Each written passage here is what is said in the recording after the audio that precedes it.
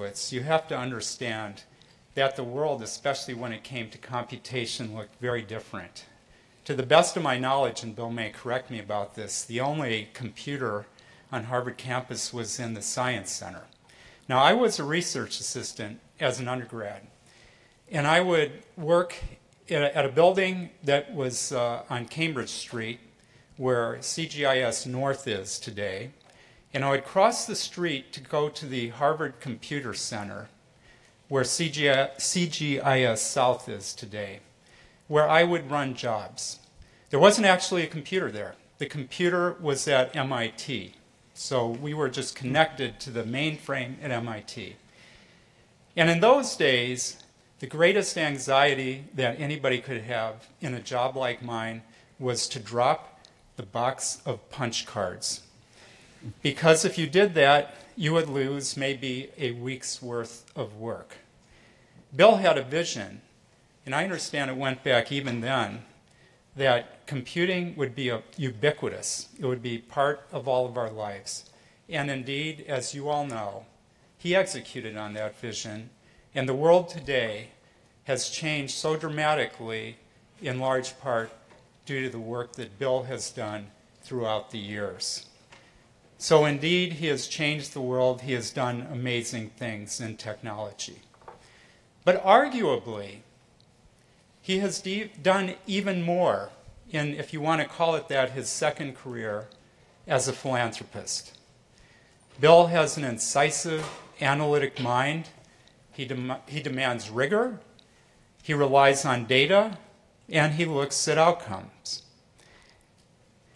If any of us reflect for a little bit about the good things that we try to do, the altruistic acts that we engage in, we have to admit that from time to time, we wonder whether we're doing it more to make ourselves feel good about doing the right thing, or whether we're actually helping the people we want to help. Bill has removed all doubt about helping other people because he measures, and the effects of his philanthropy have simply been profound. Today, the New England Journal of Medicine published an article.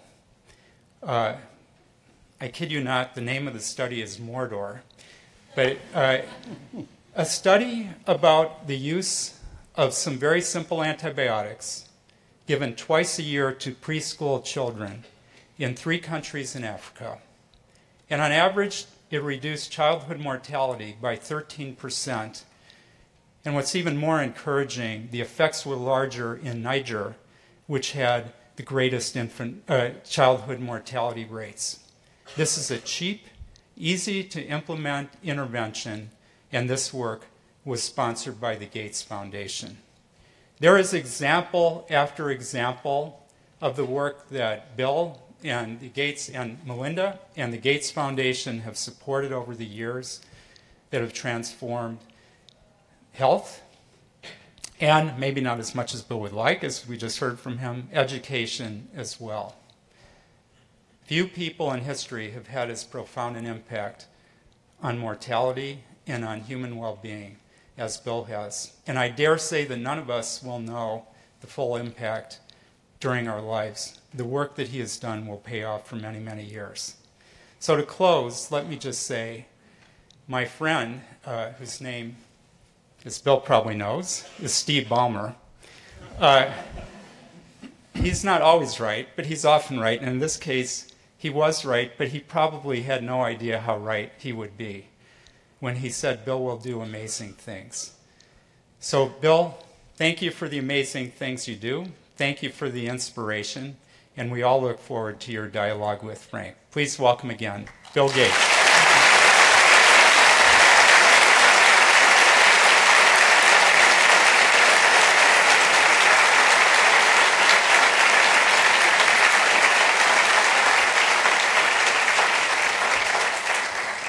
Bill, it's terrific to welcome you back here to Harvard. I'm hoping you can explain this piece of paper that's projected up on the screen here. Break the ice. Well, I took a course called Act 2010 that was Mike Spence taught on microeconomics. And that's part of my final. My whole thing was that I didn't want to attend any of the courses I was signed up for, and I had all these other courses that I attended. And so I remember when I went into that final, everybody was in my study group was kind of mad at me because like, hey, you never showed up. What, now all of a sudden here you are. But it was an amazing course. The people who majored in economics were at a disadvantage because knowing math was very helpful in that course. But it was fantastic. For the people in the back, I don't know if you can read it. The instructor's little comment in the lower corner there says, arithmetic error, no sweat. Well, Bill, we just had a really fun hour and a half, 2 hours with the robotics folks in the engineering school here, touring various labs. And I'm wondering if you would share with this community your impressions of what you saw happening in robotics and the implications of that technology for humans, the impact, good, bad, and otherwise. Well, robotics is a very broad field at a very early stage. And there's some exciting and promising things that are come out of it. Normally when we think of it, we think of a human-sized, sort of a lot of metal type contraption that's doing things humans would do, like cleaning up a room or being a infantry soldier or some sort of manufacturing job. The work here is taking robotics in many dimensions into different realms. So I saw the Robot Bee, which is a tiny little bee-sized robot that can fly around. It doesn't quite go anywhere yet, but it's I'm sure they'll get that figured out. I also saw a lot of what they called soft robotics, where instead of having metal parts, you have actually fabric. And either through hydraulics or pneumatics, you're manipulating this. I wore a glove that the air pressure pneumatically would provide gripping. And so it's both thinking of enhancing humans who have normal functionality and taking people who, say, have had a stroke or ALS and allowing them to do normal functions despite that disability. And so robotics is very cool because it's a lot of the sciences. Yes, there's some good software that's in it, but actually looking at evolution, how do insects fly, understanding Reynolds numbers and turbulence and how you model that, which at small scale, it's amazing. Nobody really understands how insects fly. Slowly but surely we're figuring it out. So I saw a variety of robots that are really amazing. And of course, nowadays people share their latest ideas, so the collaboration between the various teams was amazing to see. Terrific. Well, as I was preparing for this, I went back and I found one of your former professors who's still on the faculty, Harry Lewis, in computer science, to try to get some insight into your character back in the day when the picture we saw earlier was a reflection. And one of the things Harry recalled was you had this voracious appetite for reading. You had this immense capacity for learning, a sense of curiosity that, as we've watched your career, doesn't seem to have narrowed any. And especially as we think about, in Alan's introduction, the array of topics that your foundation touches on that you have expertise in and knowledge in, from public health to education reform to renewable energy. How is it that where many of us who get to a certain level in our career dive deep and narrow and specialize, you've managed to not narrow and keep your curiosity very, very broad? Yeah, certainly during the time I was at Harvard, I wasn't sure what I was going to do. The idea that software was this field that the opportunity was unbelievable. That became more obvious during the 3-year period I was here. But my dad had been a lawyer. I thought of mathematics, like doing well in the Putnam. That was the coolest thing. And the computer software, I didn't think those people were as smart as the math people. So it's like, well, am I going to go into the easy field or this really hard field? But anyway, math was fantastic. When I finally picked and decided to go do Microsoft, then I got into a period from age 19 to about 40 where I wasn't able to look at the latest on how tornadoes work or how mitochondria work. I was pretty monomaniacal. And when I was able to ask Steve, this is the year 2000, Steve Ballmer, he mistakenly graduated, but then he started at well, I was trying to hire him, but his parents told him you're supposed to graduate, which was fine. But then he started at Stanford Business School, and he was in his first year, and I thought, oh, this is perfect. I'll get him to drop out of Stanford Business School. So in a certain sense, he is a dropout. And he was very key to the success of Microsoft. I mean, he knew a lot of things. But during that period, I didn't get to do much. At Harvard, you know, I took all these courses because it was just so amazing that people were interested in talking about them. And I have to say, I never went to a lecture during reading period or anything, because the courses that I was actually signed up for, I finally started to work on those. So I was in Hillel the minute it would open to the minute it would close during reading period, trying to catch up on that other set of courses. So people say I'm a dropout, which is literally true, but because I like college courses, the online college courses, there's a company called The Learning Company that I buy tons and tons of their stuff, and I do, you know, at least 4 or 5 courses a year.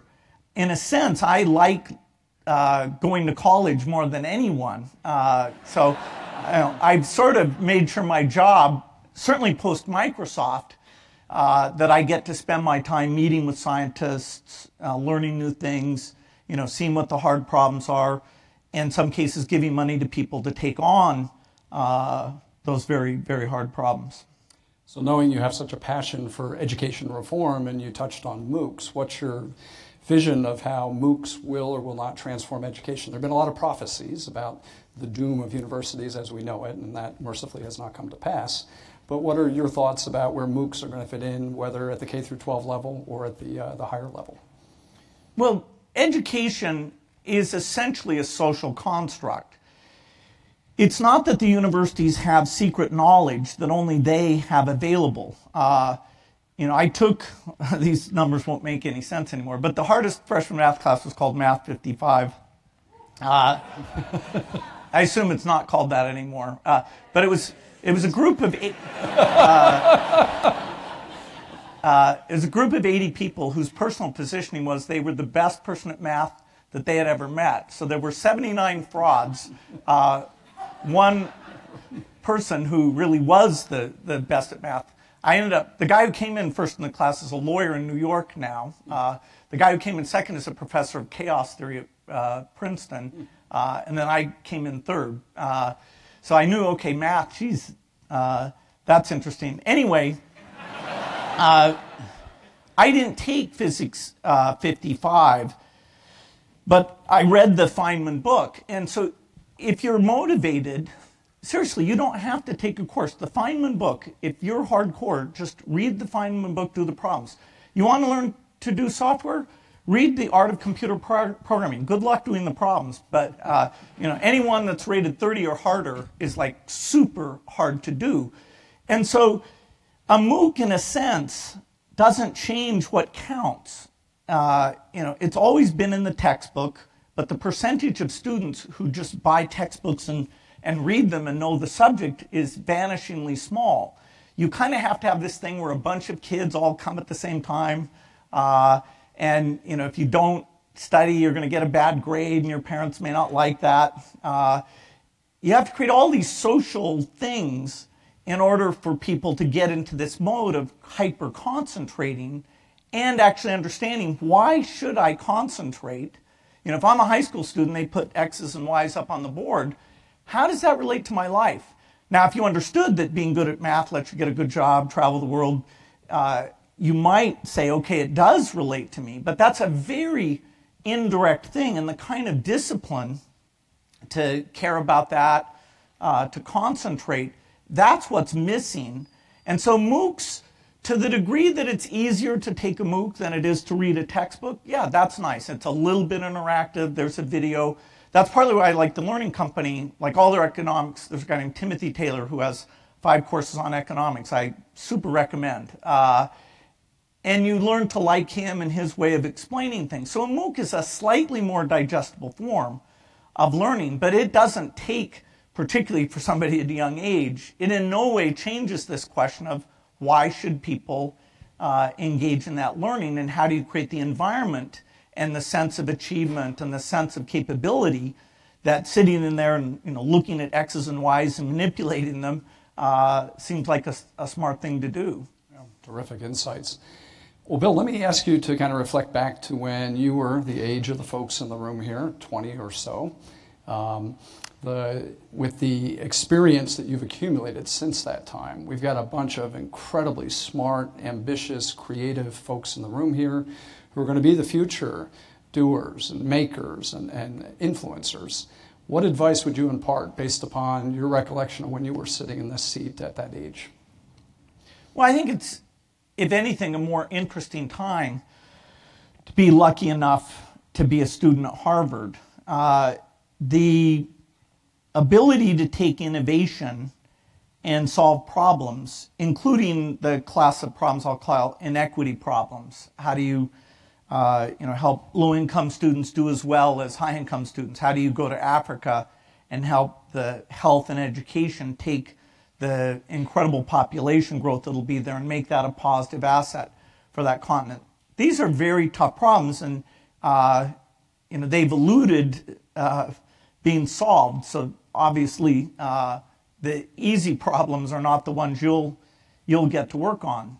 So whether it's health costs or climate change or robots that do good things and not bad things, or the policies around those things, this is a fascinating time to be alive. I don't know what it'll be like 50 or 60 years from now, what the problems will be, but in your generation, cancer, infectious disease, so many things will be solved, and the societal framework of how you avoid polarization and how you maintain trust. Those things will also need some brilliant breakthroughs. Terrific, good. Well, I hope you're all inspired. I could sit here and ask him questions all day, but we've got some really inquisitive folks out here in the audience, so I know Shirley has some questions. Let me remind you of some of the Harvard ground rules here.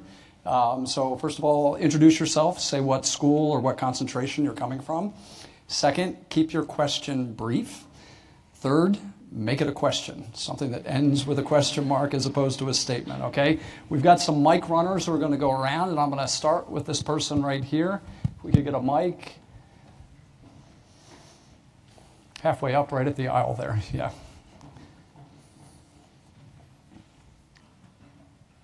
Thank you very much, Mr. Gates. So I'm a 3L at Harvard Law School, and my name is David Liu. I'm from China. So I also went to University of Washington for my graduate study. I got my PhD there. So my question is, so University of Washington is a great public school, and you and Mr. Paul Allen helped the school so much. To be honest, in the U.S., the public schools have a hard time competing with private schools, especially for undergraduate study. So I wonder how you see this problem, and is there going to be any change in the future? So that's my question. Thank you very much. Yeah, our foundation has two things that we work on. One, which is global in nature, is improving health, and we now complement that with agriculture and a few other things. And then here in the U.S., about 20% of what we do is U.S. education. So we did a thing called the Millennium Scholarship, which was 20,000 diverse kids who got scholarships. But a lot of what we do is try to be the R&D funding. You can look at industry by industry, pharmaceutical, software, and say, okay, how much do they work on their next breakthrough? If you a priori thought, okay, what are the returns to society, you'd probably want education to have the highest R&D percentage. In fact, it effectively has a 0% R&D. Public schools don't do R&D. Department of Education essentially doesn't. There's a little bit of money. So we thought, okay, that's a market failure, a systems failure. We can go in, and there's a professor here, Tom Kane, who we supported a lot. He came to us early on and said, hey, there are some teachers who are super good, and if you could just move people, the average teacher, to be at the boundary of the top quartile, then U.S. education would be as good as Singapore, which is Singapore, Korea, and Shanghai are the 3 best in the world. And so that was very intriguing. So we went around and did 20,000 hours of video of the really good teachers, and then we did 20,000 hours of the other teachers and compared and learned a lot about how good teachers interact.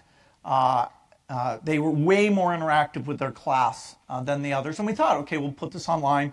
People will watch this. They'll all learn how to teach like those people.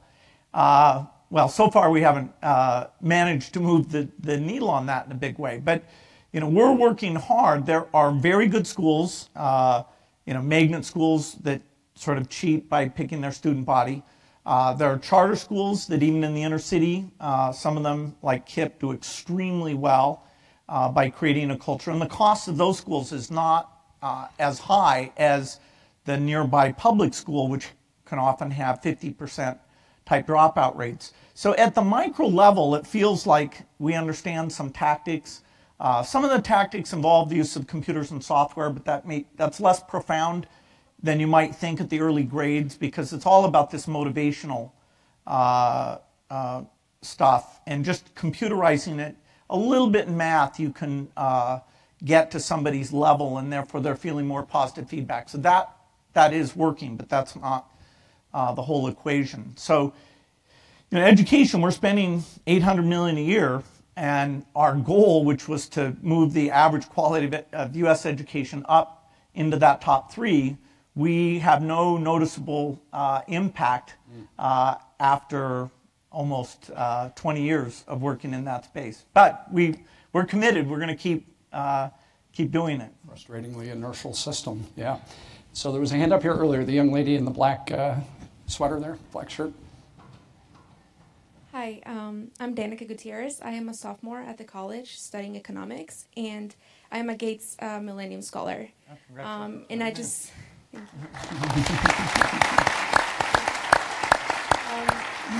I just wanted to personally thank you for supporting my education and the ambitions of other students like me. And my question for you is, what is something that you regret doing or maybe not doing while you were here at Harvard? Thank you. Well, I wish I'd been more sociable.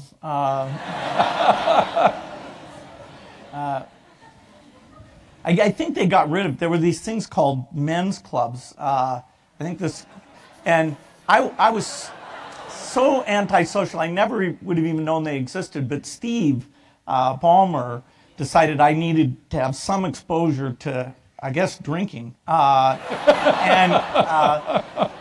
So he got me punched for the Fox Club, so I'd go to those events, and that was highly educational. But I think they shut them down or something because they couldn't cure their sensitive subject. Anyway, I'm not trying to. It's fine. There's lots of places to drink. So, I wish I'd mixed around a bit more. I just. It was a fun time though, because, you had people around you could talk to 24 hours a day. And, the classes were so interesting, and they fed you. I lived up at Courier because you could get hamburger for every meal. You could have a hamburger for breakfast, for lunch, for dinner. And the male-female ratio was 1-to-1, which that was an unusual thing at the time. It didn't help me, but it was a visual improvement. For me. I wish I'd gotten to know more people. I was just so into being good at the classes and taking lots of classes. It worked out in the end. But I missed a lot of, I never went to a football game or a basketball game or whatever other sports teams Harvard we might happen to have. Just a few, right? So maybe from this side of the room this time, right over here. Hi, my name is Angelina Yee. I'm from Sycamore, Illinois, and I'm a sophomore at the college. So as someone as famous and as has done so much in society. Outside of your family, I was wondering what is something that you're most proud of and you feel like is your biggest accomplishment? Well, in work, you know, the Microsoft work I'm very proud of, the magic of software and how software is empowering people.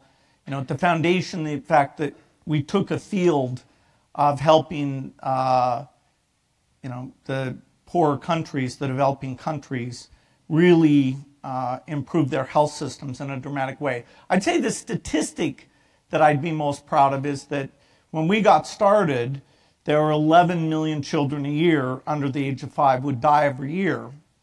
And now that number has been cut more than in half. So it's a little over 5 million now. And that's because we've gotten new vaccines and drugs out in you know, India, Africa, all of these developing countries. And so, you know, having it be in half, that's pretty amazing. And we did not expect to do that. I thought improving the U.S. education system would be way easier than that. We're on a path by 2030 to cut it in half again. So it'll go to less than 2.5 million, which will mean that only at that point, only about 2% of children will die before the age of 5, which that's pretty incredible because for a variety of factors, it's hard even for a rich country to get much below 1%. So it means the risk of death in a poor country is only about a factor of 2 higher. There are a few places left in the world where 15% of the kids die. That's sort of Central Africa, including northern Nigeria. Historically, before medicine came along, that number was about 35%, no matter what your wealth was. But then as countries got richer, you got this huge gap, particularly because you had diseases like malaria that nobody, once the rich world solved their malaria problem, then there was $0 going into it. There was no market incentive if it's only very poor people who have a disease. So, and you know, so I hope that, so I feel good about where we are. I hope that we get polio done. We're very close. That would be a big day to have polio be fully eradicated.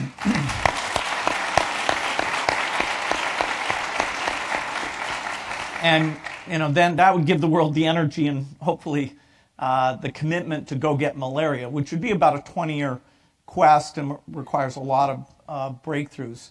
You know, I'm also, you know, trying to be a good parent, which is harder to measure. Am I twice as good a parent as I was 10 years ago, or anything like that? But I put a lot of effort into that. Fantastic. All right, how about in the middle and the back there? Yeah, exactly.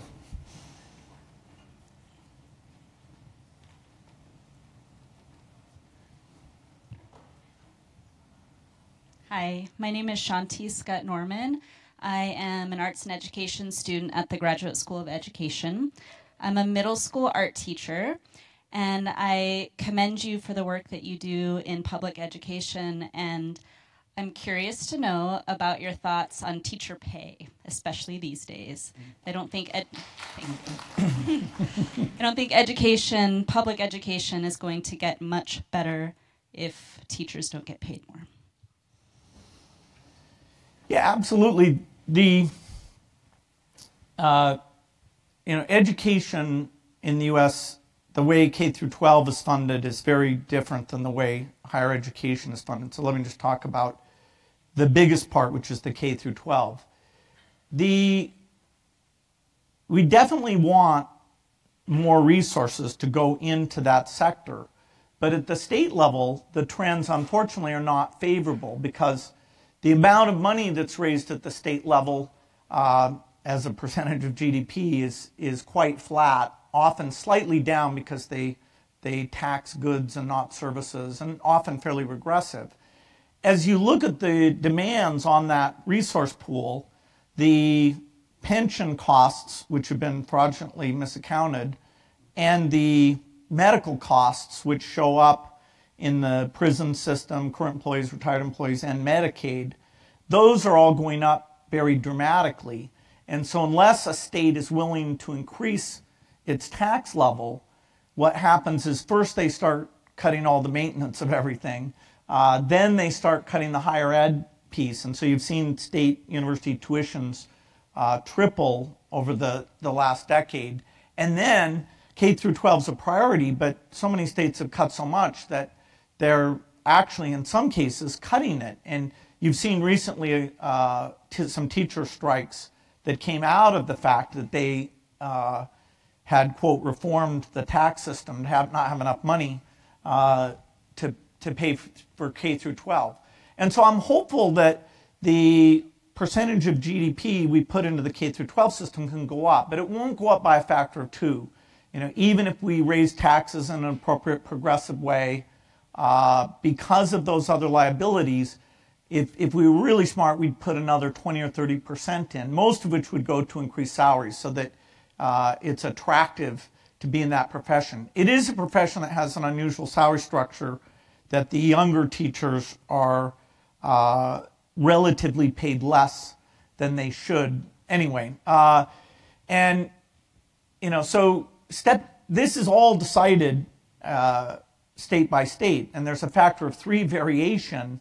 Massachusetts actually spends a lot of money on K through 12. I wouldn't suggest it needs to spend more, but there's only about 8 states that you can say that for. The rest of them are at about $10,000 per student per year, and it's not enough. As these systems get squeezed right now, what they're doing is they're taking out a lot of elective activities, which have extremely high returns relative to the amount of money put into them. But all the music, after-school athletics, those things get squeezed. So the system actually is, when you see a funding cut, say you see a negative 4% cut, your image should be that that system is working 20% worse because they're not actually very rational about how they do things. But it's going to be a political fight because being pro-tax, not many people. I've been fighting for the estate tax to be bigger and higher, higher percentage, and it's a lonely thing to be a pro-tax person, especially amongst my peers. About the gentleman in the salmon-colored shirt there? Yes. Hi, my name is Peter Jankowski, freshman here at the college studying applied math. I'm from California, San Francisco. I just wanted to ask you if you think there's a lack of scientific literacy in U.S. politics right now, and if so, how would you go about tackling that challenge? Well, definitely there are several topics like climate change or reducing medical costs or using the latest techniques to make food productivity and nutrition better, so-called GMO techniques. The understanding of that is very limited, but it's not just the politicians. If you take an issue like GMOs and you ask the general public, or you ask about evolution, so the electorate, the problem is when you get issues, climate change being maybe the best example, where the scientific understanding is fairly important because the sacrifices have to be made now in order to get the benefits later. If the effect of climate change, your neighbor, you were seeing it today, it would be politically different. HIV is like that, where you get infected and you go almost 8 years before you start to get sick. So motivating people to behave so they protect themselves, particularly in a very poor country where your time horizon that you think about trade-offs is much shorter than we would typically have. And, so yes, we, in the same way that the women's movement is doing a great job of identifying candidates, and they have more candidates who are going to run for office in this midterm election cycle than ever before. There's other attributes like being good at managing things and understanding science, and we don't need half the politicians, but enough, and if they can specialize and push in those areas. So it's the anti-science that's a problem. It's not. There was a book that was written called Physics for Future Presidents, and it's great. Explains why fear of radiation is kind of insane, and why getting rid of gasoline because it's so energy dense is a lot harder than we might think. So, we need to push back. Right now, we're sort of in a dip in terms of that science being an argument for good policies. So can I pick it up on that for a minute and just say, even with what was happening in Washington 4 weeks ago with Mark Zuckerberg, the question of data privacy and technology, the kind of questions that are near and dear to your heart, again, seem to be something that is sorely lacking in understanding and experience in the Congress. How do we close that gap? I realize we're not going to train a bunch of computer scientists to be elected officers, but how can we bridge the divide between the current state of knowledge and what they really should know to do effective regulation?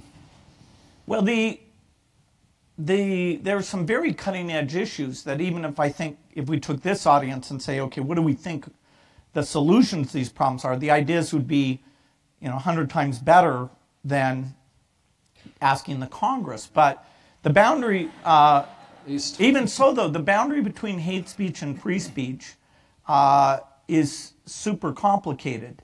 The idea that people like to listen to things that are agreeable to them, even if they're not true, that reinforce their biases, and that society is becoming more polarized in terms of what we read, where we live, and that digital tools are sort of the ultimate accelerator of this polarization. And so what do? Do you force people to see things they disagree with? Should Facebook sign up to the, hey, 25% of articles will piss you off pledge, so that we're reading the same headlines and that we can see that some of the facts are not facts? I think those are super tough things. It was kind of nice for Mark that at least a few of the questions were malformed enough that he get a little bit of a break. Refreshing way of looking at it. But if we swing back here, maybe down near the front with the HLS jacket. Can we get a mic right over down front in the middle here?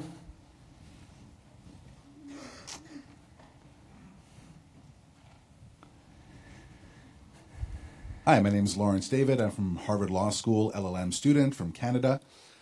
So you've mentioned a few issues that are currently plaguing American society, whether it's scientific illiteracy, education, things of that nature. I know your foundation focuses a lot on improving educational outcomes.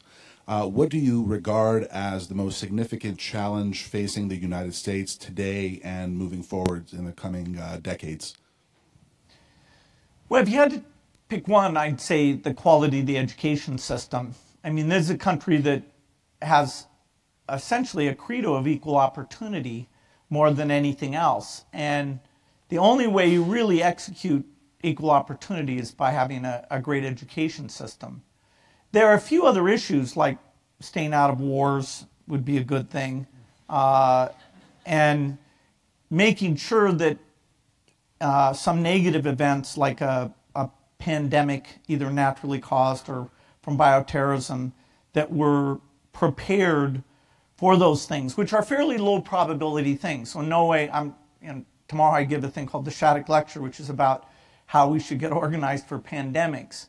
And it won't take 0.2% of society's resources to be more ready for those things. So overall, I'm quite optimistic. And my general framework is a very optimistic framework. There's a book by Hans Rosling that just came out that I super recommend. It's called Factfulness, very easy to read, that kind of creates a framework, okay, of what problems have we solved and why, when asked questions about the state of the world, do people pick the wrong answers, not at a random level, but a way worse than random level. And actually, university professors were the worst group they polled. So they'd say, like, what's happened to poverty in the last 25 years? It's, gone up, stayed the same, been cut in half. 4% of university professors picked the right number, which is kind of weird because you'd think they would have this notion of, okay, this country did it well. I've seen what Vietnam did. I've seen what China did. Their whole framework would be in the frame of how time has improved things. So, we have innovation on our side. The U.S. has one problem, that it won't be as unique a country in the future. This 5% of people in terms of political power and scientific discovery won't be as much at the center as the other 95%, which is a good thing by most ways of looking at it. But getting us used to the fact that we're in a multilateral world, particularly given current attitudes, is an adjustment problem. But education, if I had a wand, for the world, I'd fix malnutrition, and a wand for the U.S., I'd fix education. How about the gentleman sitting right there, yeah, on the ground? Yes, you. Can we get a mic right over here?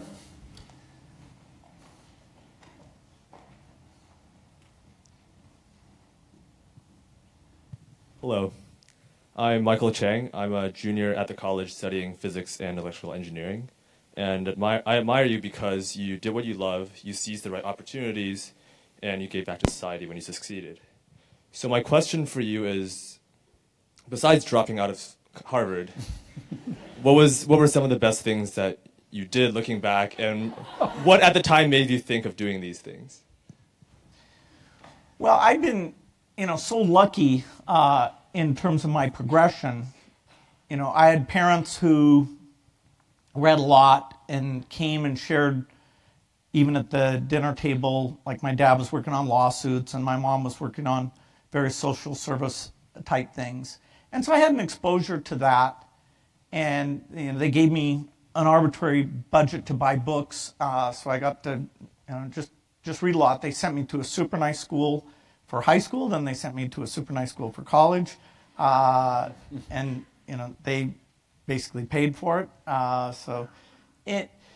The idea that computers were going to be a change agent, I was lucky enough to meet Paul Allen, and early on we brainstormed about this idea of the chip, and the chip changed the rules. I mean, most things don't get a million times better, not engine efficiency or most things have theoretical minimums. Computation is something that we're not even close to the theoretical minimum, and yet we've improved so much. So seeing that was going to come, and weirdly that most people didn't see that was going to come. So even people at IBM were still thinking in terms of big computers. Now all the software and service-driven companies are worth even more than IBM. When I was growing up, IBM was the monolith, and it was always, okay, are we going to beat them? Are we going to join them? Those bastards. Actually, they were very nice people, but we always thought of them. And they sort of stood for these big computers that only big companies and governments could get the benefit for. So actually, we played off of that to have this power to the people, personal computing type thing. Of course, now we're a big company, and somebody can play off of us. It's hard to say what the ventures are. I mean, being able to concentrate on something in an extreme way, is that nature? Is it nurture? Maintaining curiosity. A lot of people lose curiosity in their 20s or 30s. So if you hand them a big, thick book, they're like, what?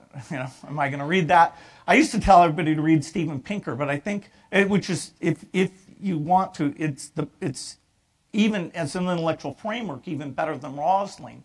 But I'm afraid a lot of people don't make time to read what's a fairly academic and super profound, both Better Angels of Our Nature and Enlightenment Now. And then, I was born at a time where I can go out and learn all these things. And then I have friends, if I'm trying to understand quantum computing, a lot of times I get confused. So it helps to have friends who can come and say, try to straighten you out. And it makes your willingness to try to learn something, even trying to understand tornadoes, which are this funny 3D thing. Having somebody could show me where the visualization was and, okay, what are the unique conditions. I don't think I would have done that if I didn't have a group of people that had stayed intellectually curious and that we had the internet to kind of feed us access to the latest things. So I think, the time I was born, meeting Paul, seeing the microprocessor, the idea that a young person can start a company here is a super nice thing, because although people at first are skeptical, as soon as they realized their normal model of what I knew and what I could do, that I didn't fit that normal model, then they assumed I knew way more than I did, and I could solve all sorts of problems I had no clue how to solve. But, it was nice that people were kind of agog that we had built this company and done these things from a young age. So I think the culture of America, that, almost the American dream type success story, worked out. And then, not being in Silicon Valley, but not being far from Silicon Valley, that ended up, I think, working for the company in a great way.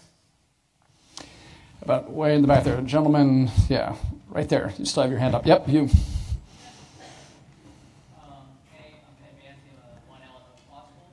And I was wondering, in your illustrious career, you've always had your hands in a lot of things, but also you've been playing to delegate in certain respects, like Foundation or Microsoft. I was wondering, when do you make that decision between, okay, I can't put my full time into this, I need to delegate this to my CTO, or I need to delegate this to somebody from locally. But when is the time when you had delegated something and looking back, you wish you kind of had more control to that longer? Yeah, if you want to have impact, usually delegation's important. Although, individual contributors in terms of inventing a drug or a new approach to things, that's phenomenal.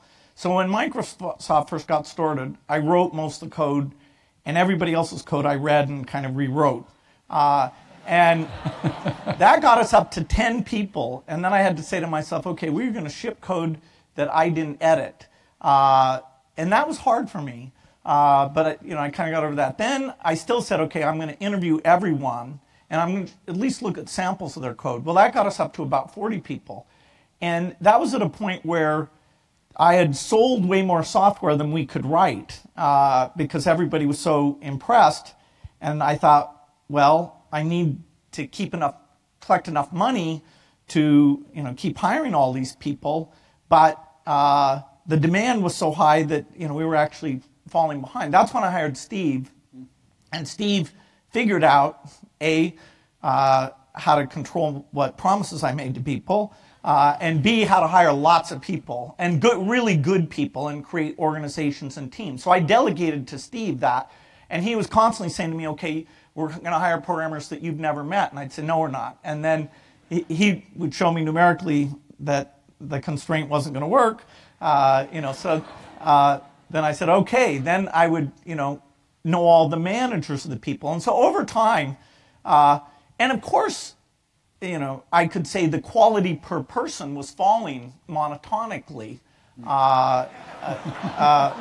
according to me. But, large problems, if you want to, write the most popular office productivity software, that one person absolutely can't do that. You can write pretty code. So everyone has to decide what scale of organization they want to work in. Eventually, my role was very much as a leader and a reviewer of managers. But the top people, and I hired some super experienced people, I would make sure they were pursuing a common vision and they were well coordinated. But in terms of a lot of management stuff, they were way better than I was. Now, I had to have the framework to know what mix of skills that we needed and, when they were working well enough together. But a lot of, my value added was picking, say, to do graphics user interface or to do an integrated office type thing, or to go global and not use agents to have Microsoft be present all over the world. And so, yeah, picking what you're good at and how you find the other people to fill in those things, that's super important. And most founders aren't able to scale that up and kind of give up the hands-on things that they used to get a lot of pleasure and comfort from. Careful balance. By the way, people are interested in seeing a piece of code. There's a piece of Bill's code from 1975 that adorns the wall in Maxwell Dworkin. So that is a great piece of code. How about over here in the red sweater, about halfway up? Yep.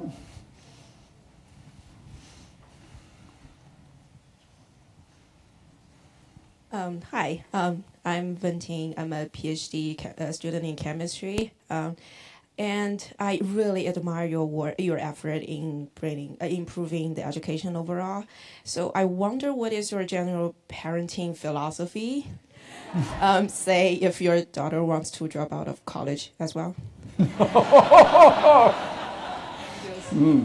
Thank you. For example, if your daughter wanted to drop out of college? Well, my eldest graduates from Stanford in June, so I'm optimistic that she won't follow in my footsteps. There's a group of writings that all come under the heading Love and Logic, which is my philosophy of parenting. And it's basically a view that no matter what you say, your kid will look at how you deal with the world, and they'll end up dealing with it like you do. And so if you're calm and predictable, you set rules, you enforce those rules in a non-emotional, very straightforward way, then their whole sense of the world is not chaotic. The world can be predictable. And if they behave in certain fashions, it'll work out that way. I was not raised that way, so I decided, okay, this is how I'm going to do it. And so far, so good. I have to say, I've delegated 80% of, not delegated, but my wife does 80% of this. And she is way better parent than I am. She's not a perfect love and logic person. So every once in a while, a certain emotional will come into her tone that she just looks at me and, she knows I'm like, hey, can you get rid of the emotion? But so you can't totally do it. But there's some brilliant books and online courses about this. I think partnering was the word you were looking for. Yeah, absolutely. About right here, the young lady. So can we get a mic over? Okay. Hi, my name is Jaden Brickfield. I'm from Detroit, Michigan, and I'm studying history and science here at college. My question for you is, when you were younger, what did you envision yourself doing when you got older? And also, as you've gone through life, how have you been motivated to make certain changes in the world and help different people, specifically with education? Well, when I was in high school, I thought, hey, I'm a good student, and therefore I should go be like a professor of mathematics. And those are the hardest problems to solve, and I like hard problems, and there's a certain purity to it. And then the computer came along, and it was actually my original partner, Paul Allen, who said to me, oh, you think you're so smart, can you figure out this computer? And I was like, well, yes, I can. It was actually then together, he and I went on this journey that even when I was here at Harvard, he got a job and was out here, and we were brainstorming, and then decided that because we saw in Harvard Square this first kit computer with a microprocessor, it was time to drop out and go really build Microsoft to be the first in that business. So, that idea of being an academic to being a CEO, manager, leader type, that sort of developed over time. Even the idea that Microsoft would be a big company, I never would admit that to myself because I was always so into cost control that I always thought, okay, we'll double in size, but that's it. I didn't want to get ahead of myself that I couldn't pay people someday because we had a lot of customers that would go out of business and not pay us. So that, I didn't want to be, well, Digital Equipment and Wang are two companies I grew up, thinking those were godlike companies. And Wang went bankrupt fairly early on, even though they had great innovation. Then later, DEC essentially goes bankrupt. And that was the coolest company ever, and boom, it's gone. So at least it does create a model that, hey, things are risky, you better not miss a turn in the road. Then, as Microsoft was becoming super successful, the idea of, okay, what am I going to do with this money? I could spend a little bit on myself, and I could give some to kids and, make sure they got a good education, whatever. But as a percentage, even the maximum of those two outlets, became tiny. And so then it was, okay, what do philanthropists do? And studying Rockefeller and all sorts of people who've done all that stuff, I thought, oh, well, this is interesting. Are there research topics that aren't getting enough money? And that's where I started to learn about global health and realized that, like malaria, nobody was putting any money into malaria. The U.S. Army historically had put money in because troops were exposed to malaria, but then they got these drugs, prophylactic drugs like mefloquine, Lorium. And so they didn't need to put any more money into it. And so our first 30 million, we became the biggest funder in a disease that kills 1 million children a year at that time. We're down to 400,000 now. So it was a progression, working with Paul Allen in high school, working with Steve Ballmer at Microsoft, then meeting and marrying Melinda. Each of those, were very, very important in getting my mind, shaping whatever abilities I have towards something worthwhile. Terrific. Well, I know the hour is almost up. We've got time for one more question. How about the gentleman here in the white shirt? Yeah. Hi, thank you, Bill, for coming. I really appreciated your letter to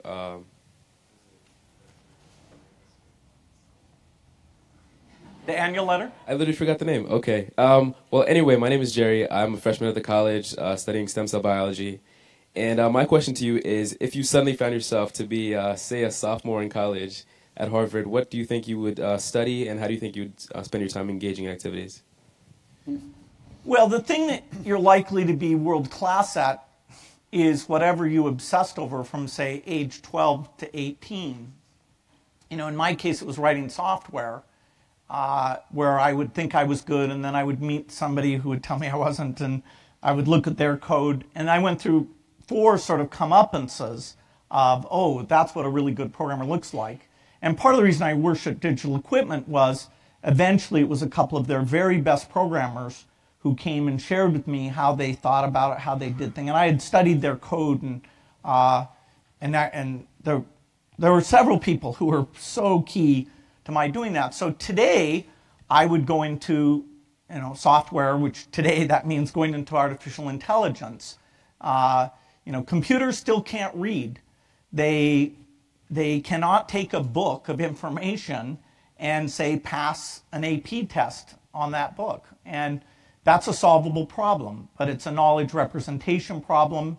And I've always wanted to solve that problem. I'm jealous that maybe one of you gets to work on that. I'm unlikely to go back and be hands-on in that way, but it's the juiciest problem ever. I've thought about it for a long time. So I would go into AI. Well, Bill, it has been a privilege to have you here for the hour. Please join me in thanking Bill.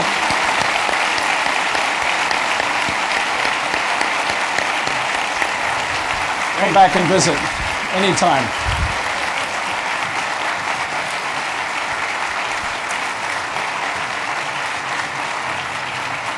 Thank you. Thank you. Good luck on your finals.